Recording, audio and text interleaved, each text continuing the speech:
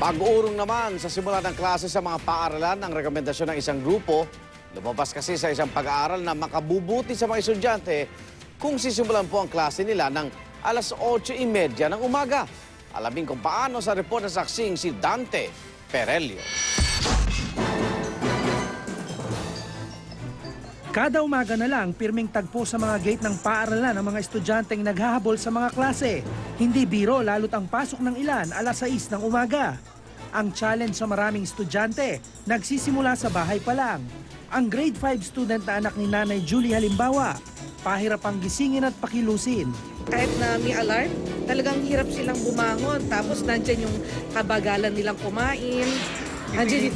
Pipilitin mo sila, mag-aaway kayo sa pagkain, sa pagpapaligo, nandun yung natutulog sila. Habang binubuhusan mo, ganun siya eh.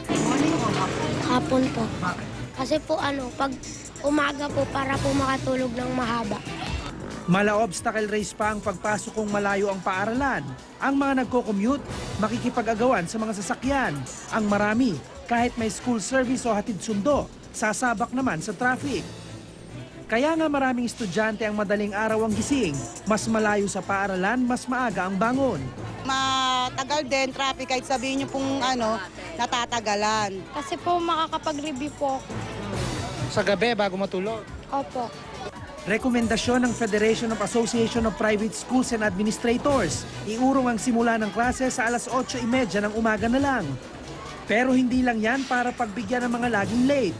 Sa isang pag-aaral kasi ng American Academy of Pediatrics o AAP, lumalabas na may ebidensyang nagpapakita na nakakaapekto sa pagtulog ng mga estudyante ang klaseng nagsisimula ng mas maaga sa 8:30.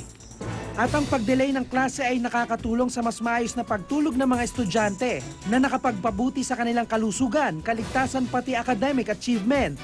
Dagdag pa ng AAP ang mga nasa puberty stage na karaniway high school, inaabot talaga ng alas 11 ng gabi bago makatulog.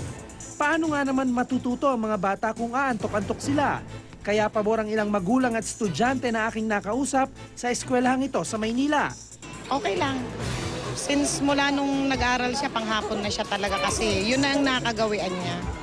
Kaya kunwari may pasok ng medyo mas early, medyo nahirapan siyang gumising. Anong ginagawa mo bago matulog? Kasi po, naglalaro ako ng games. Tapos, nood ng TV. Oo. Ano pa? Kasi nagre-review ako.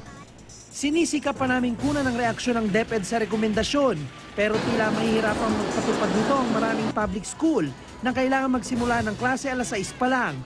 Dahil dalawa ang shifting para mapagkasya ang mga estudyante sa mga classroom. Ako si Dante Perelio, ang inyong saksi.